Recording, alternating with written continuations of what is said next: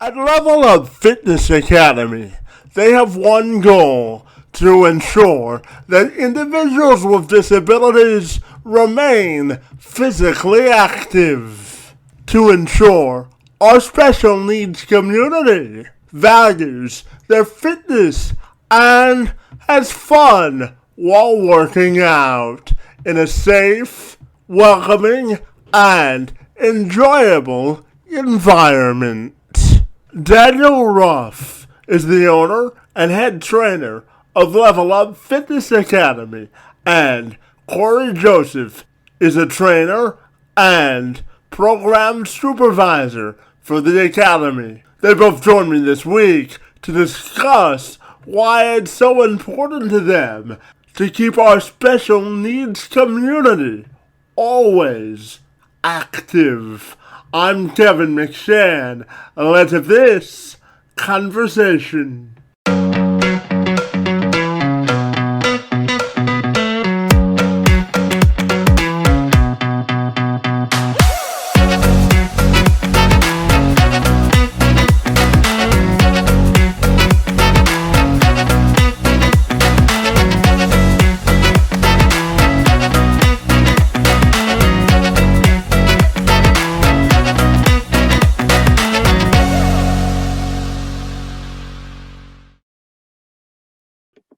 Hey, if you two are ready, I'll take a moment to welcome you to the program, and I'm excited to learn all about Level Up Fitness this morning. Great to see that both of you this morning, and thank you so very much for being here.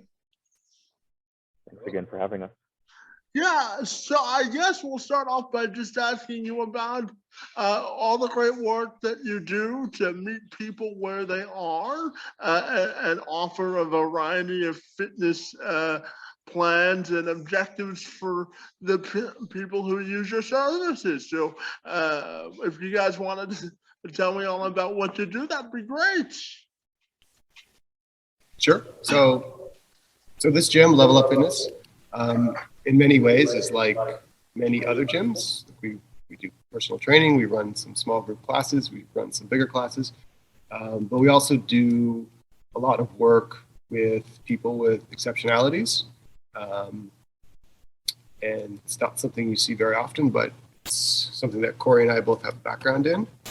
And I think we've created a space and a method where we can do exactly what you said. We can meet people where they are, and provide a good environment for them to develop and grow. Corey, did you have anything you wanted to add, bud? Dan pretty much nailed it on. We're just all about making fitness super inclusive to everyone here, and looking at it from more than just, a standpoint of, gaining muscle or losing weight, but just keeping people moving and active and keeping them safe. Yeah, absolutely. And I'm wondering if we can dive just a little bit deeper into why it's important for you guys to specialize specifically in serving folks with special needs. I'm curious. Well, particularly just because the opportunity for most people aren't there. There's a lot of other focuses that people tend to prioritize when we are talking about people with exceptionalities. And for us, keeping them moving and healthy was one of our priorities. So creating a space that they feel, one, safe in and also welcomed into, and also just giving them tools to learn the way that they need to learn is just super important, because just like, everyone, being able to be physically active is really important, and it's just a really good thing to have. So we decided to open our doors and create a safe environment for everyone from all walks of life to be able to access and attain whatever fitness goals they have and take them along a fitness journey. Yeah, absolutely. And Dan, I'm wondering if you can tell me why you came up with the slogan, building healthier bodies, minds, and lives, buddy. Why is that slogan so important to you? Sure. So I want to touch on your last question a little bit. like the genesis for this gym, and like why this gym is here and why Corey works here. We used to work together for a place called Carrie's Place Autism Services. We were behavioral therapists. And one of the things, and we were both quite into fitness. And one of the things that always bothered me a lot in all the places I work, not just there, was that a lot of the people that we supported, whether they were living in a residential setting or semi-independently, they didn't have these opportunities to get any physical activity. Just sitting around, all getting unhealthy, and then that would manifest in other problems. And it really bothered me that there weren't opportunities. So I figured, opening a gym was something I was always interested in anyway. I was doing personal training for like 10 years. And I thought, well, what if we did some of that work in the gym that I could open? And that's how this place came to be. And it's 6 years now when I opened. Yeah, it's great. We've got a really good response. For you guys that it's important to work in smaller groups and make sure that the people you serve also get the individualized attention that they deserve. So tell me about the importance of working in smaller groups and really tailoring fitness plans to meet the needs of the people you serve.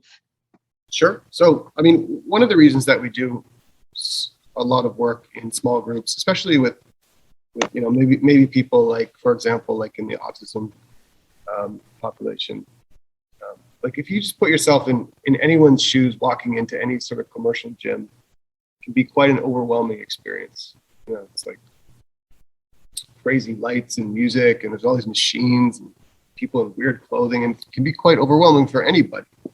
But then you layer on top of that someone who has an impairment in social functioning and communication, and it can be even worse. So, we wanted to create a space where it's very simple, it's very clear what we want the people who come here to be doing, and that's just a lot easier to do in a smaller group setting than with a whole bunch of people. We find we just get a better response that way. Yeah, absolutely. Individualized attention is critical, I'm sure. And I'm also curious just to get your thoughts on the other aspects of working out for people with disabilities, because I know for you guys, it's more than just working out. Getting physical benefits. There are also some other benefits as well, from socially to emotionally. So I'm wondering if you can touch on that for me.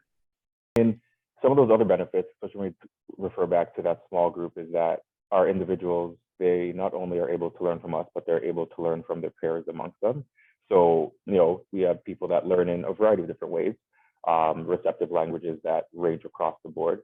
And like you said, it gives them an opportunity to have peers that are doing similar things as them. And even if at times the movement may be parallel for that moment, for that hour of time that they're here being active, they're able to build a bond with these people, and they're able to socialize together within that space. So, of course, our priorities is keeping them moving, keeping them safe, but there is that social aspect that they get out of having these smaller groups, and they're also then able to learn the way that they need to learn. Yeah, absolutely. And just moreover, I'm also curious to also expand on the whole notion of movement is also medicine for folks with disabilities, and the importance of having them be physically active. I know that it's the whole reason you started the gym, but could you just tell me about the overriding benefits of seeing individuals with disabilities be active?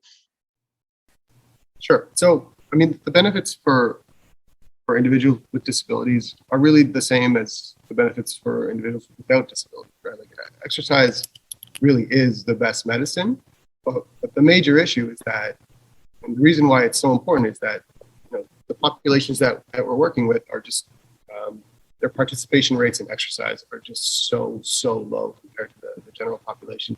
And then that manifests in all these problems and all this dishealth right?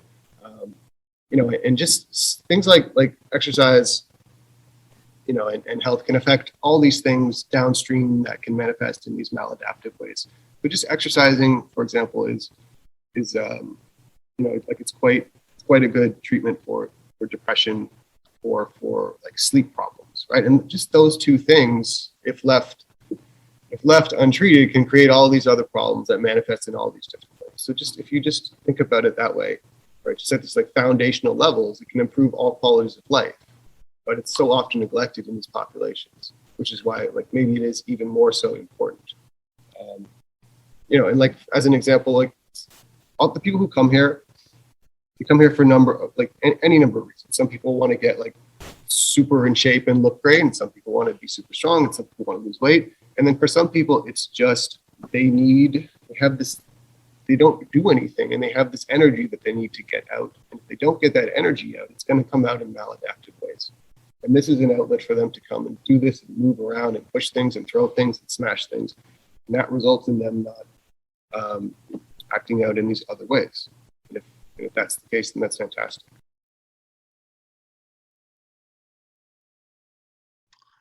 Yeah, absolutely. And Corey, from an operations perspective, I'm curious to ask you if there are any advantages or disadvantages to operating a gym that specifically focuses on people with disabilities. All right, I can touch on that a little bit for you. So the number one, I'm going to say disadvantage, is that our individuals that we want to welcome into the space and provide access to the space. The reality is, funding looks different for all of them depending on their needs, and they're in a position where they've got a certain lump sum that they get funding for, and they need to choose between all forms of different therapies and beneficial activities for their life. And fitness usually isn't one of the ones that people hold up there for them. So that's just really one of the disadvantages. But our way of working around that is in creating these smaller groups and helping to make it cost effective and more accessible to those individuals, so that there is less of this burden to choose between any number of the therapy sources out there or other needs that they might have and coming to the gym. Yeah. Yeah, absolutely. Add to that. Yeah, go ahead, Jen. So from like an operational point of view, the things that would strike me as different than most other gyms are that often we'll have individuals in here who we have to reserve the entire gym for them. So, like you can take, any number of like neurotypical individuals, and we could have multiple people in here training at the same time. But for some of the people that we work with, we know that it would be far too distracting. So sometimes it is hard to just like schedule those things. So we have certain people that we work with where we know we don't want other people in here at the same time because it's distracting. And also trying to, we run these small groups, trying to pair people up into these groups and mix and match them into groups that function really well. And it's not like we're pairing them up by age or anything like that. It's just like we try to create these groups that we know can flow well together and they can sort of model for each other and work together. And those are, I think, kind of unique challenges to what we do. You probably wouldn't see that in most other spaces. At Level Up Fitness Academy, they have core primary questions that anyone should be asking themselves before working out. Ruth took some time out to explain what they are. So that section is just illustrating an example of how people can sort of get like bogged down and never get started, right? They find fitness so overwhelming, and there's just so much information out there that it's almost paralyzing. I'm not muted right now. So there's just like, it's like paralysis by analysis. Like people just don't know what to do. They don't know how to get started. There's just so many choices, and they're just so uncertain about what to do. And we like to provide, there's no right answer to that question, right? Mm-hmm. So we try to do is make it very simple and provide a very clear clear path about what to do. So take the guesswork out of it. And the honest truth is that most things will work if you do them consistently. Yeah, I mean, I don't really think about my personal legacy too often, but what I would like, and I think that we're doing, is to create spaces. I'd like to see more spaces like this, and I'd like you to be aware that spaces like this exist, and all the cool stuff that we do. You know, like often some of the people that come in here and train regularly, this is like one of the few activities that they do after, you know, years of searching for something, you know, something fun and something active that they can do. And they finally find something like this. It's just like, it's such a great fit. And then we show people, we like to demonstrate, this is, you know, how far someone has come, right? So we might show someone like an individual who outwardly looks quite impaired, right? And you would probably look at this person and think, that person never works out. They don't go to the gym. They don't do anything. But then, you know, like we can show you like video clips of this person just like getting a crazy, amazing workout in, right? So like, don't judge a book by its cover. People are capable of a lot of things if you provide an environment for that stuff to happen. That's pretty cool. And, you know, we'd like to see more of that everywhere. So when people like yourself ask to talk to us about what we do, of course. Yeah, absolutely. And I want to thank the both of you for being here today. And I'm just curious to finally ask you if people want to get connected with you, what's the best way they can accomplish that goal? The easiest way is to email us at info@levelupfitness.com, or just check out our website, which is just levelupfitness.ca. Fantastic. Well, I want to thank the both of you for being here this morning and for the good work that you do to keep individuals with disabilities healthy. As someone with cerebral palsy myself, I really respect the work that you do, and I want to honor the space that you've created for some exceptional people. So I want to thank the both of you for being here this morning, and it's most appreciated. I want to thank both of you for engaging in conversation with me today. You're super welcome. Thank you for having us. Thanks a lot, Kevin. Appreciate the opportunity.